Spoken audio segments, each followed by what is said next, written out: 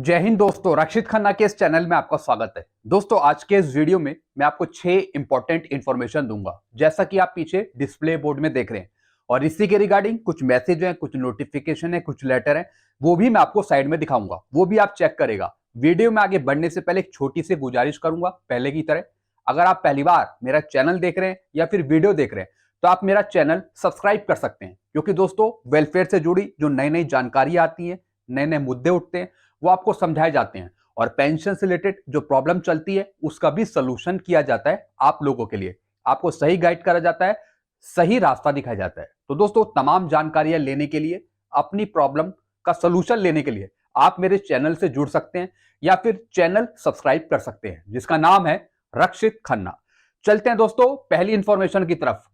Nodal अधिकारी ने बताया स्पर्श के पेंशनर की पेंशन प्रोसेस में लगा दी है, 29 फरवरी को खाते में आएगी।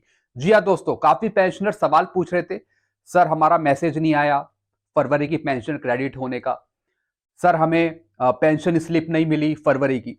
तो दोस्तों, सारी जानकारी के लिए मैंने स्पर्श के नोडल ऑफिसर से बात करी। तो दोस्तों, उन्होंने बताया कुछ टेक्निकल गलतियों की वजह से आपके पास मैसेज नहीं पहुंचा। हाँ, उन्होंने एक और चीज बताई कि कुछ पेंशनर के पास मैसेज गया है। दोस्तों, पहले मैंने एक वीडियो भी बनाया था जिसमें एक पेंशनर ने मुझे अपनी स्टेटमेंट भेजी थी, एक मैसेज भेजा था जिसमें लिखा गया था कि स्पर्श की जो पेंशन है वो 29 तारीख को खाते में आएगी। मैं साइड में आपको मैसेज भी चेक करा रहा हूं। तो उन्होंने बताया कि बहुत से पेंशनर को मैसेज नहीं मिला फरवरी की पेंशन क्रेडिट होने का, क्योंकि दोस्तों ये कुछ ट्रिगर्ड मैसेज थे। ट्रिगर्ड तो हो गए, लेकिन टेक्निकल गलतियों की वजह से वो आपके फोन पर नहीं आ पाए, कुछ गलतियों की वजह से। और दोस्तों, फिर इसी के साथ साथ जो फरवरी की पेंशन स्लिप है वो भी अभी जनरेट नहीं हुई। अभी आपकी फरवरी की पेंशन स्लिप भी जनरेट नहीं हुई। उन्होंने बताया कि जो ये मैसेज होते हैं ये कई बार पहले आ जाते हैं, जैसे आपको 20, 21, 22 तारीख को पहले मिला होगा। कई बार क्या होता है कि जब आपकी पेंशन खाते में आ जाती है उसके बाद मैसेज आता है, यानी कभी भी वो मैसेज आपके फोन पे आ सकता है या फिर मेल पे आ सकता है कि आपकी फरवरी की पेंशन आएगी। लेकिन दोस्तों, आपके पास अगर मैसेज नहीं पहुंचा तब भी आपकी फरवरी की पेंशन आएगी, क्योंकि दोस्तों स्पर्श ने आपकी फरवरी की पेंशन प्रोसेस में लगा दी है। नोडल ऑफिसर ने यह बताया। बाकी बाद में मैसेज आएगा या नहीं आएगा उससे कोई फर्क नहीं पड़ेगा। लेकिन दोस्तों, जो आपकी फरवरी की पेंशन स्लिप भी है वो भी जनरेट हो सकती है, लेकिन अभी तक फिलहाल नहीं हुई है। तो दोस्तों, कुछ टेक्निकल गलतियां चल रही हैं स्पर्श पे, पीछे से, बैक हैंड से, लेकिन पेंशन पर उसका कोई इंपैक्ट नहीं पड़ेगा, कोई असर नहीं पड़ेगा। आपकी पेंशन आएगी 29 तारीख को। आपकी पेंशन जो है वो प्रोसेस में लगा दी गई है स्पर्श के द्वारा। तो अब आपको चिंता करने की जरूरत नहीं है, चाहे फैमिली पेंशनर हो या फिर पेंशनर हो। तो दोस्तों, इन्होंने बता दिया मैसेज नहीं आया तो कोई बात नहीं, लेकिन पेंशन जरूर आएगी 29 तारीख को। अभी फरवरी की पेंशन स्लिप अपलोड नहीं हुई है, जैसा मैंने आपको बताया। चलते हैं दोस्तों दूसरी इंफॉर्मेशन की तरफ।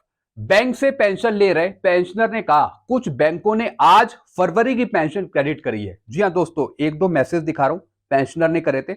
उन्होंने बताया कि सर आज हमें फरवरी की पेंशन मिली है। जो बैंक से पेंशन ले रहे हैं जैसे पीएनबी या फिर एसबीआई, यानी कुछ बैंकों ने आज फरवरी की पेंशन क्रेडिट करी है पेंशनर के खाते में। तो क्या दोस्तों आपको भी मिली? अगर आप बैंक से पेंशन ले रहे हैं आप नीचे कमेंट करके बताइए। चलते हैं दोस्तों अगली इंफॉर्मेशन की तरफ। एडिशनल पेंशन 80 स्टार्टिंग पर दिया जाए, ना कि 80 साल खत्म होने पर। जी हां दोस्तों, ऐसे बहुत से जजमेंट हैं, चाहे सुप्रीम कोर्ट के हो गए, दिल्ली हाई कोर्ट के हो गए, एएफटी के हो गए, जिसमें लिखा रहता है कि पेंशनर को एडिशनल पेंशन 80 स्टार्टिंग पे दिया जाए, यानी जैसी 79 उसकी एज खत्म हुई वैसी 80 पर दिया जाए, जैसी 80 स्टार्ट होगा जिस महीने जिस दिन। लेकिन दोस्तों, जो स्पर्श है या फिर पेंशन डिस्बर्सिंग एजेंसी है वो आपको एडिशनल पेंशन का लाभ कब देती है? जब 80 साल खत्म हो जाते हैं आपके, यानी जब 81 स्टार्ट हो जाता है तब मिलता है आपको एडिशनल पेंशन।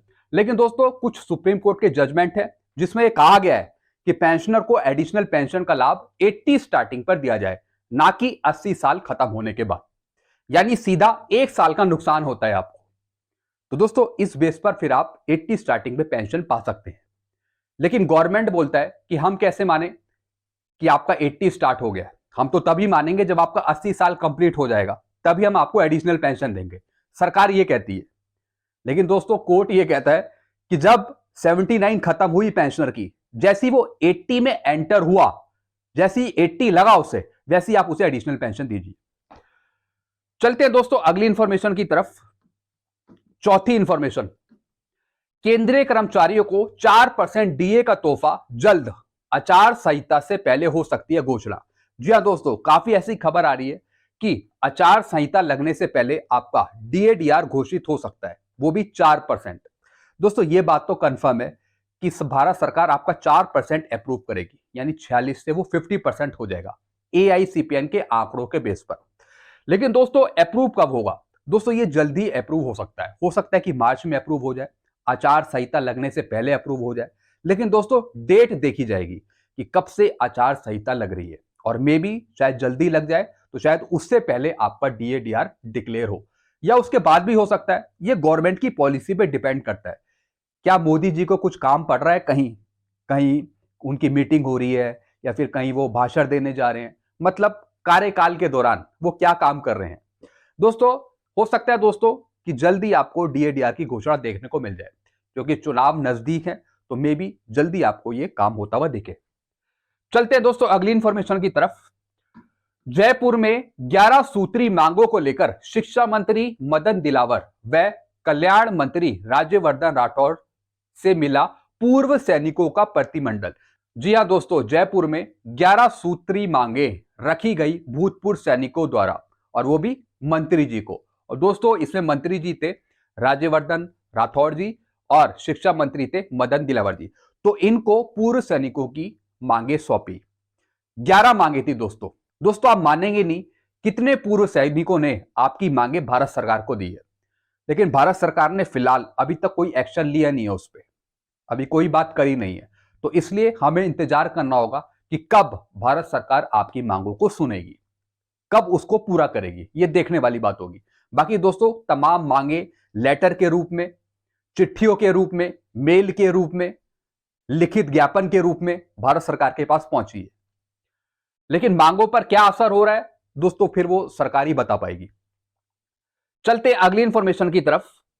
लास्ट इंफॉर्मेशन है पेंशन अदालत, पेंशन भोगियों के 85 मामले निपटाए गए। जी हां दोस्तों, ऐसी बहुत सी चीजें निकल के आती हैं रिपोर्ट में कि आपकी जो समस्याएं हैं उनका निपटारा होता है, चाहे वो सीपी ग्राम के थ्रू हो रही हो, चाहे वो पेंशन अदालत में हो रही हो, या फिर कहीं ग्रुप में हो रही हो, यानी आपकी मांगे कहीं ना कहीं सुनी जाती हैं।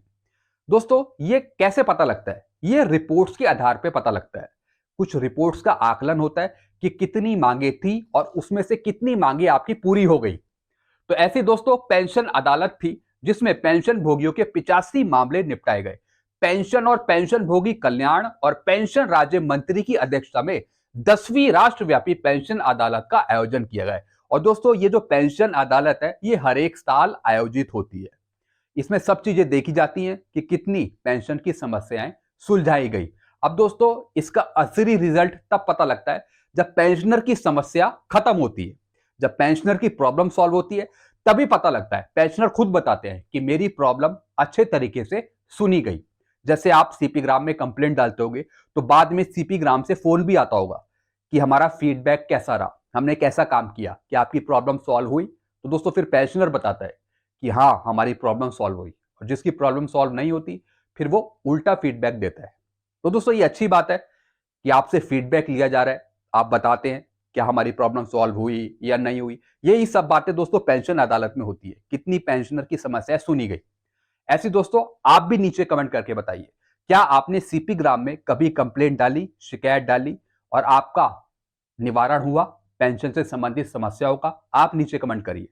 क्या आपको सीपी ग्राम पोर्टल अच्छा लगता है, शिकायत डालना अच्छा लगता है? क्या आपकी प्रॉब्लम सॉल्व होती है एट ए टाइम या नहीं होती है? आप कमेंट करिए, क्योंकि दोस्तों आपका भी फीडबैक मैं लेना चाहता हूं अपने कमेंट में या फिर इस वीडियो के नीचे, ताकि आपके कमेंट देखे जाएं, पढ़े जाएं, सुने जाएं, और कहीं ना कहीं उन कमेंट में से निकलकर कुछ भारत सरकार के पास भी जाए, ताकि पता लगे कि आप जो शिकायत डाल रहे हैं उसका निवारण हो रहा है या नहीं हो रहा है।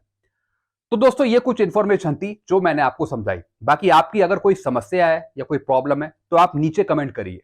बाकी सीपी ग्राम क्या करता है, भारत सरकार क्या करती है, वो बात की बात है, लेकिन मैं अपनी तरफ से आपकी हेल्प कर पाऊंगा अगर आप कुछ कमेंट करते हैं। अपनी पेंशन से रिलेटेड। जैसे ही मुझे टाइम मिलता है फिर मैं उसका आंसर दूंगा। तो दोस्तों ये कुछ इन्फॉर्मेशन थी जो मैंने आपको समझाई। आई होप सारी चीजें आप अच्छे से समझ गए होंगे। ऐसी दोस्तों वेलफेयर से जुड़ी नई नई जानकारी मैं आपको देता रहता हूँ, आपकी प्रॉब्लम सुनता हूँ। तो इसके लिए आप मेरे चैनल से जुड़ सकते हैं या फिर चैनल सब्सक्राइब कर सकते हैं जिसका नाम है Rakshit Khanna. Thank you so much.